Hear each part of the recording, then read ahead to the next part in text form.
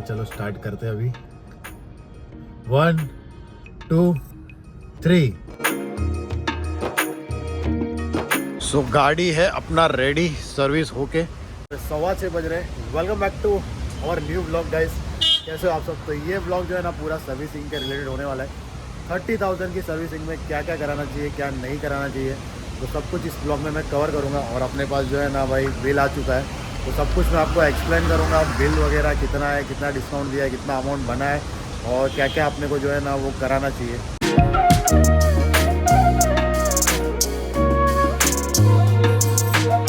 धूल मिट्टी हो गई थी बाहर, तो मैंने ना बोला है कि खाली कपड़ा मार दो, सो है ना चमक जाएगी वापस। पॉलिश तो है ही। सो चलो भाई रख देते। बिल गेट पास है, ये गेट पास गेट पे देना है।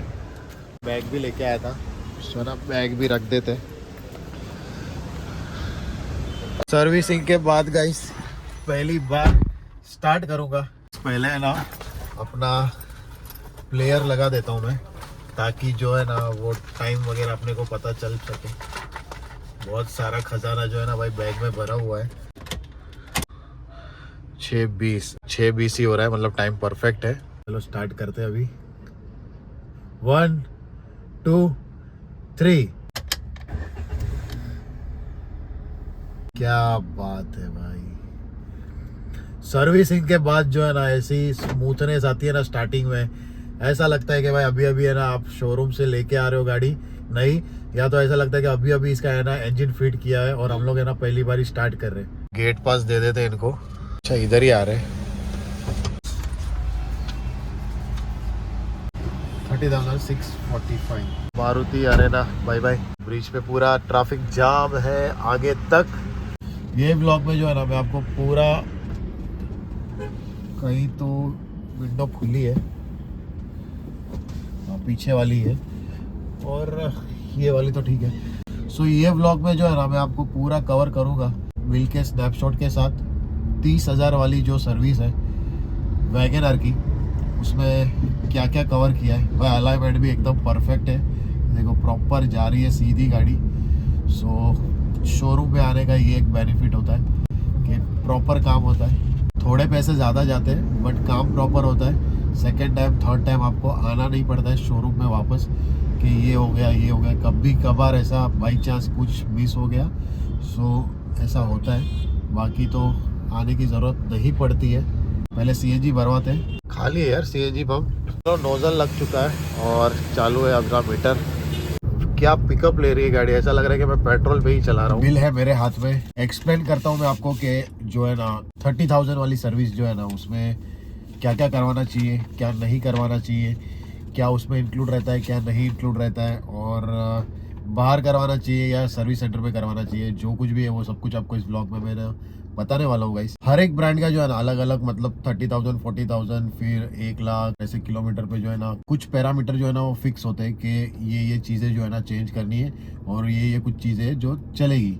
सो कस्टमर पे डिपेंड करता है। चलेगी वाली जो चीज़ है अगर उसको चेंज करवाना है तो well and good, otherwise servicing में जो आता है वो सारी चीज़ें जो है ना वो लोग एक्सप्लेन करते हैं। पहला जो है ना वो चीज़ है गैस्केट ऑयल ड्रेन प्लग। जितना मुझे एक्सपीरियंस है, जितना मुझे आइडिया है उस हिसाब से बता रहा हूँ। अगर इसमें कुछ भी गलत है या कुछ जो है ना आपको नहीं समझ में आ रहा है तो आप मुझे कमेंट करके ज़रूर बताना। प्लग और जो है ना उसका जो बोल्ट होता है, जो ऑयल निकालने के बाद जो उसको फिर से ऑयल जब भी उसको टाइट करते हैं और ऊपर से जो ऑयल डालते हैं, सो वो ऑयल लीकेज ना हो, इसका रिस्क ना लेने की वजह से वो लोग जो है ना उसको जो है ना उसका जो प्लग होता है उसको चेंज करते हैं ताकि ऑयल जो है ना वो लीकेज ना हो, सेफ रहे। थर्ड वाला ऑप्शन जो है ये फिल्टर एसी ऑयल, जिसका अमाउंट कुछ है 80 रुपीज़ का। तो ये जो है ना ऑयल फिल्टर है। एवरी 10,000 की सर्विसिंग में जब भी सर्विसिंग करवाते हैं, ऑयल जब भी चेंज होता है तभी उसके साथ कंपलसरी होता है कि आपको जो है ना वो फिल्टर भी जो है ना वो चेंज कराना पड़ता है। ऑयल की जो कैपेसिटी होती है 10,000 की, उसके साथ वो जो है ना फिल्टर की भी जो है ना ऑयल फिल्टर करने की जो है ना कैपेसिटी होती है।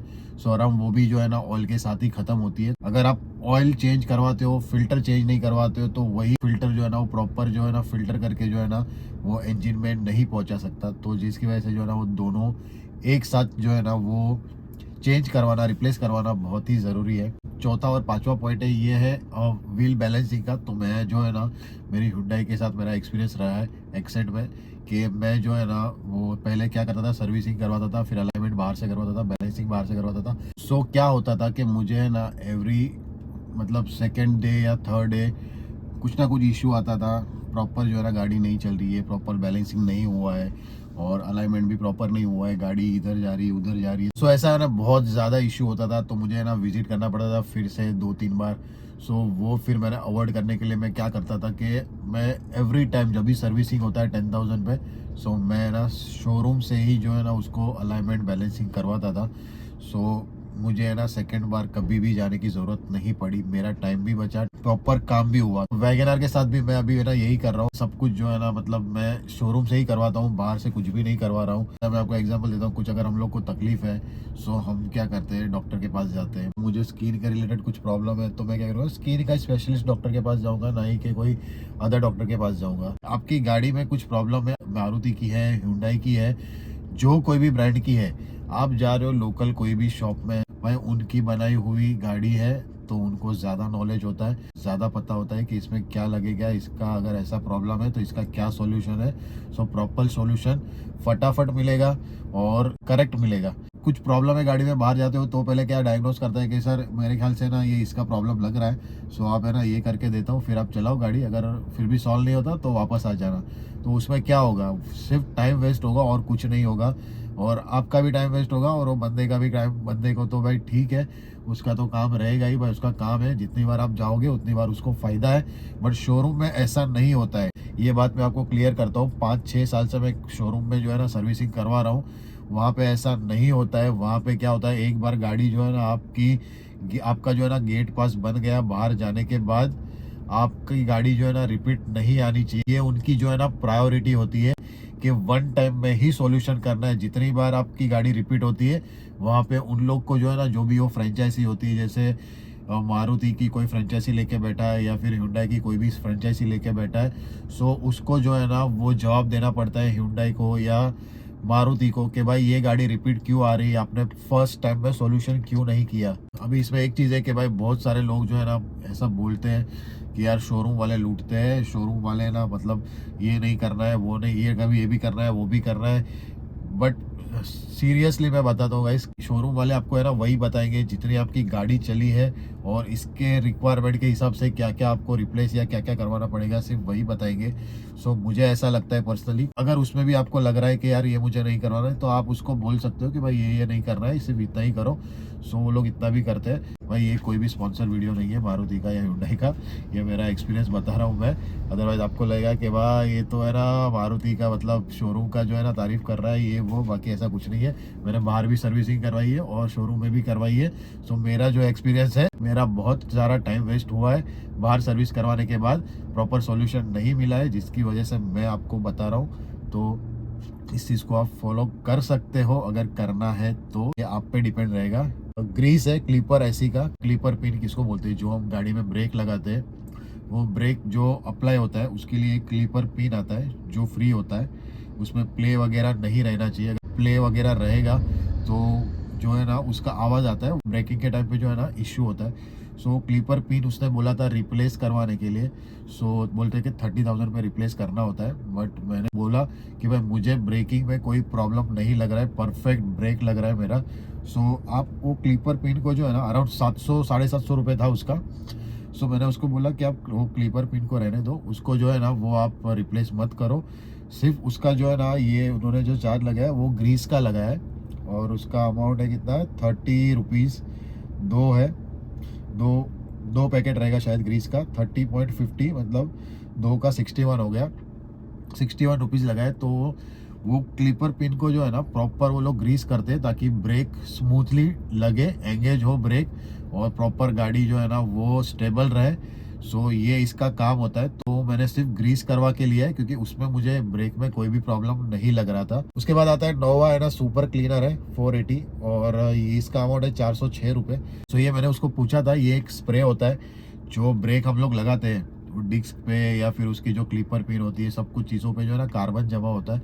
सो क्लीनर को जो है ना वो लोग अप्लाई करते हैं ताकि वो कार्बन जो है ना उससे रिमूव हो जाए और उसका जो सरफेस होता है, उसके जो लेयर होती है वो क्लीन हो जाए। उसके बाद उसके ऊपर जो है ना वो ग्रीस वगैरह अप्लाई होता है ताकि प्रॉपर स्मूथनेस मिल सके ब्रेकिंग में अपने को। 0W16 वाला ऑयल है जिसका अमाउंट है 2.90 क्वांटिटी है, मतलब अराउंड ये 3 लीटर का है और 406 1 लीटर का प्राइस है, तो 1180 रुपये, मतलब अराउंड 1200 रुपये तक का जो है ना ऑयल लगा हुआ है।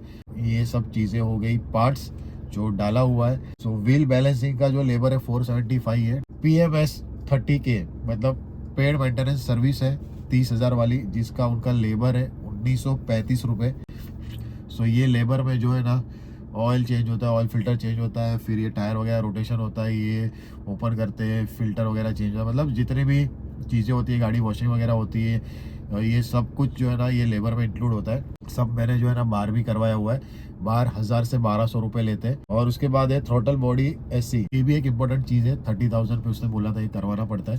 सो क्या होता है थ्रोटल बॉडी किसे बोलते हैं? थ्रोटल बॉडी में जो है ना एक्सेलेटर के साथ ये कनेक्ट होता है। जैसे हम एक्सेलेटर प्रेस करते हैं तो उसी तरह जो है ना वो थ्रोटल बॉडी का जो है ना मुंह होता है वो ऐसे धीरे धीरे खुलता है। ठीक है, तो जितना स्मूथली खुलेगा उतना वो खुलते ही अंदर एयर पास होता है, जो एयर जो है ना वो इंजन को मिलता है। तो जितना भी वो स्मूथ रहेगा उतना आपका जो है ना एक्सीलेटर स्मूथ रहेगा। उसको भी जो है ना वो क्लीन करना पड़ता है। सो वो भी मैंने क्लीन करवाया है। उसका अमाउंट भी जो है ना है 518 रुपये। लास्ट वाला ऑप्शन है व्हील अलाइनमेंट का। व्हील अलाइनमेंट भी मैंने करवाया है। सो उसका भी जो है ना 450 रुपीज़ है। 30,000 वाली जो सर्विस होती है उसमें इतनी ही चीज़ें करवानी होती है। सो मैंने है ना वो प्रॉपर सारी चीज़ें करवाई है। 2 गाड़ी है मेरे पास, एक कभी जो है ना ऑलमोस्ट 6 साल हो जाएंगे और एक जो है ना 8 साल हो के गए। कभी भी मुझे बीच रास्ते में कभी भी गाड़ी ने धोखा नहीं दिया, क्योंकि मैं ना उसको उतना ध्यान रखता था, प्रॉपर उसका काम करवाता था। सो कभी भी मुझे धोखा नहीं दिया, कभी भी गाड़ी जो है ना मेरी अटकी नहीं, कभी भी मैं ना कहीं फंसा नहीं गाड़ी की वजह से कि यार ये चीज़ हो गई, बंद पड़ गई, अभी इसको टो करके लेके जाओ, ये सब कुछ भी नहीं हुआ मेरे साथ। सो एक ही भाई 6-7 साल का एक्सपीरियंस है। जितने लोग सीखना चाहते हो तो सीख लो। एक ही रूल है इसका कि भाई गाड़ी आपको दे रही है कमा के, तो गाड़ी का ध्यान रखो प्रॉपर। जो भी उसको टाइम टू टाइम जो भी चीज़ें चाहिए उसको ला के दो और उसका ध्यान रखो, तो गाड़ी भी आपका ध्यान रखेगी। टोटल अमाउंट जो है ना ये हुआ है कितना, ये अमाउंट मैं ज़्यादा एक्सपेक्ट कर रहा था कि यार शायद ज़्यादा होगा, बट ठीक है। ऑफ़र चल रही थी कुछ, तो मुझे एक दिन पहले ही जो है ना वहाँ से कॉल आया था कि अभी जो है ना वो लेबर पे जो है ना वो 20% डिस्काउंट है और पार्ट्स और अलाइनमेंट बैलेंसिंग पे 10% का डिस्काउंट चल रहा है। तो मैंने अपॉइंटमेंट ले ली। वैसे भी मेरा टाइम हो चुका था। 30,000 पे करवानी थी, 30,600 पे मैंने करवाई है। 600 किलोमीटर एक्स्ट्रा चला लिया था। अभी नेक्स्ट सर्विस जो है ना वो 40,000 किलोमीटर पे करवानी है। सो अभी मैं ट्राई करूँगा 1 महीना या मैक्सिमम 1.5 महीने में जो है ना ये 10,000 किलोमीटर ख़त्म करके 40,000 वाली सर्विसिंग करवाऊँगा। अभी ये 10,000 किलोमीटर आप 1 महीने में ख़त्म करते हो तो समझ लो पर किलोमीटर का आपको जो है ना 10 रुपये मिल रहा है। एग्जाम्पल बता रहा हूँ, तो कितना हुआ, 1 लाख रुपये आपको मिला। 1 लाख रुपये आपने कमाए और उसमें आप जो है ना यार 7-8 हज़ार की सर्विसिंग नहीं करवा सकते हो क्या? 1 लाख तो नहीं भाई, इससे ज़्यादा ही मिलेगा। कम से कम 10,000 के किलोमीटर में 1,20,000 से लेके 1,30,000 रुपये आराम से कमा सकते हैं। तो उसमें से यार 7-8 हज़ार की सर्विसिंग हम लोग अच्छे से नहीं करवा सकते क्या? गाड़ी इतना कमा के दे रही है, तो ये ज़रा सोचो और उसके बाद इसको इम्प्लीमेंट करो। सो अच्छा लगा हो, कुछ समझ में नहीं आ रहा है, सो प्रॉपर आप जो है ना कमेंट करो, उसका आंसर करने की कोशिश करूंगा मैं। सो फटाफट करते हैं ब्लॉग को एंड गाइस। तो ये थी सर्विसिंग की पूरी डिटेल 30,000 वाली। करते हैं ब्लॉग को एंड गाइस। लाइक करके शेयर कर दो, कमेंट करके जो है ना सब्सक्राइब कर दो नहीं किया है तो। नेक्स्ट ब्लॉग में मिलेंगे guys. Bye bye, take care and good night.